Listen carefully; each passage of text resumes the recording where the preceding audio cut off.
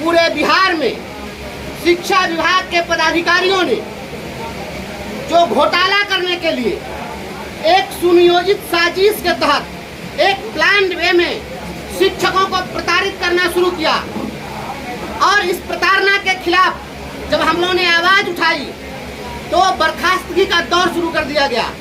आज कार्रवाई हो रही है। आप देख रहे हैं हमारे गले में जो है यह हमारी बर्खास्तगी का मेडल है। अगर मैं सेना में होता तो परमवीर चक्र प्राप्त कर सकता था। शिक्षक हूँ तो शिक्षक रहते हुए ये मेडल नहीं मिल सकता है, लेकिन हमें गर्व है। अगर यह सरकार यह समझती है, शिक्षा विभाग के घोटालेबाज पदाधिकारी अपने आप को यदि यह समझते हैं कि बर्खास्त करके हम इसकी आवाज दबा देंगे, तो यह गफलत में नहीं रहे। बर्खास्तगी का पत्र हमारे लिए परमवीर चक्र के समान है और यह मेडल लेकर हम पूरे बिहार में घूमेंगे और बिहार के आम आवाम को बताएंगे कि ये सरकार में बैठे हुए लोग लोकतंत्र की हत्या कर रहे हैं।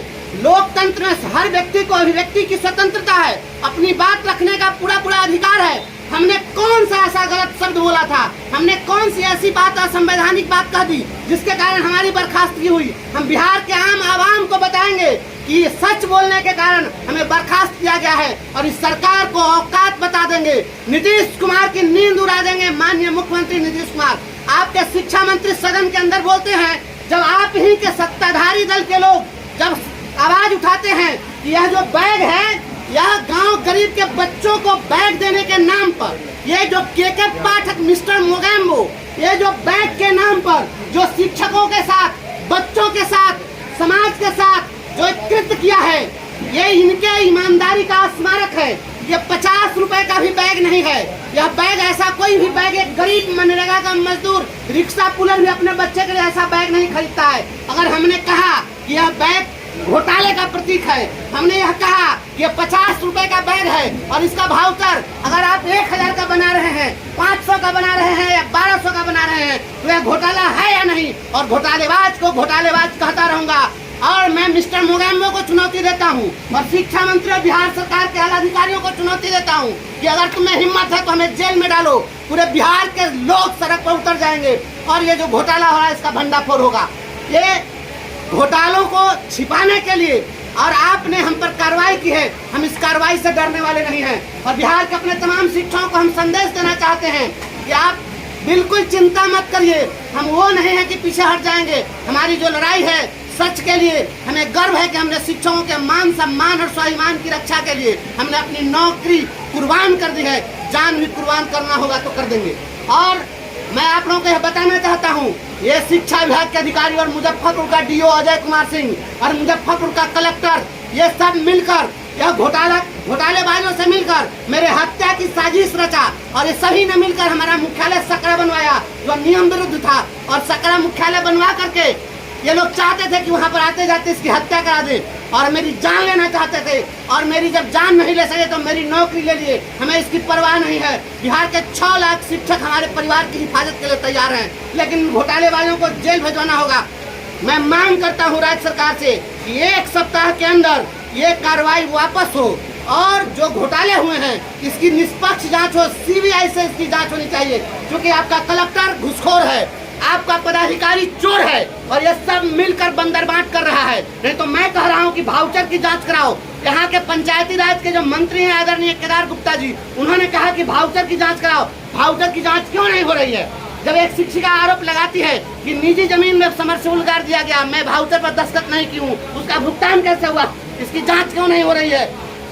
पूरा घोटाला हुआ है और इस घोटाले को हम लोग उजागर करके रहेंगे और ये पदाधिकारियों को जेल भेजना पड़ेगा। शिक्षा मंत्री जी, आपने कहा कि सारे पदाधिकारी भ्रष्ट नहीं हैं, सभी जगह गड़बड़ी नहीं हुई है, कुछ जगह गड़बड़ी हुई है, सेलेक्टर तो बता दीजिए। मैं शिक्षा मंत्री आदरणीय सुनील बाबू को मैं चुनौती देता हूं कि आप कोई एक जिला बता दीजिए जहां का पूरा सिस्टम ईमानदार हो। मेरे साथ चलिए। अगर हमने आपको उन लोगों के चोरी का करतूत अगर भंडाफोड़ करके नहीं रख दिया और वहां पर करोड़ों का घोटाला नहीं साबित कर दिया तो मैं जेल जाने के लिए तैयार हूँ। मुझे फांसी पर टांग दीजिएगा या मैं चुनौती देता हूँ। पूरे राज्य में घोटाले हुए हैं। आज पूरे प्रदेश से, हमारे जिले से सारे साथी आए हैं और जो लोग नहीं भी आ सके हैं और उनकी संवेदना है, मैं सभी लोगों को धन्यवाद देता हूं, नमन करता हूं। और हमारे साथी यहाँ पर बड़े भाई, हमारे शिक्षक नेता आदरणीय केशव जी यहाँ पर हैं, हमारे शिक्षक नेता बड़े भाई क्रांतिकारी साथी प्रमोद यादव जी यहाँ पर हैं। ये सभी लोग आकर हमारा उत्साहवर्धन किए हैं और इन सभी लोगों ने साथ सहयोग देने का वादा किया है।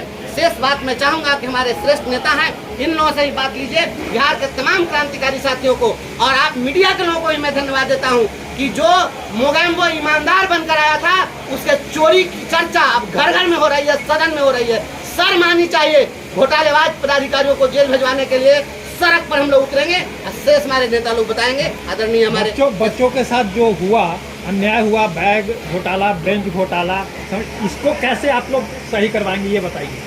घोटाला जो हो गया वह सही क्या होना है? यह सत्ता संरक्षित घोटाला था। इसका कमीशन नीतीश कुमार को भी मिला है। अगर नीतीश कुमार को कमीशन नहीं मिला है तो जांच क्यों नहीं हो रही है? और ये जो घोटाला हुआ है, ये बच्चा के नाम पर, प्रीफैब स्ट्रक्चर के नाम पर, ये टीना के कमरा में बच्चे की पढ़ाई होती है। गरीब के बच्चा को ये 46 डिग्री टेम्परेचर पर टीन के क्लासरूम में पढ़ाना चाहते हैं। ये गरीबों के बच्चों के साथ भद्दा मजाक है। के पाठक के अगर उसके पास औलाद है तो वह 2 घंटा अपने बच्चे को टीना के कमरा में रख करके बता दे, वह 3 घंटा खुद बैठ करके बता दे। ये टीना के कमरा में वहाँ पर जानवर भी नहीं रखे, अब मर जाएगा वो, और आप इंसान के बच्चा को पढ़ाने चले हैं। या पढ़ाई नहीं है, वह पूरा का पूरा लूट है। या 1 लाख का भी योजना नहीं था, उसको 5 लाख का वाउचर बनाया गया। गोविंद खड़े काके लागो पाँव, बलिहारी गुरु आपने गोविंद जी को बताया। शिक्षक के साथ, शिक्षा विभाग के साथ ऐसा हो रहा है तो आने वाली पीढ़ी बच्चों के साथ क्या होगा, ये बताइए। यह गुलाम बनाने की साजिश है। या शिक्षकों को जिस प्रकार से अपमानित किया जा रहा है और पढ़े लिखे कौम को जिस प्रकार से जूतों तले रौंदने की कोशिश की जा रही है, आने वाली जो पीढ़ी होगी वो कायर और डरपोक होगी।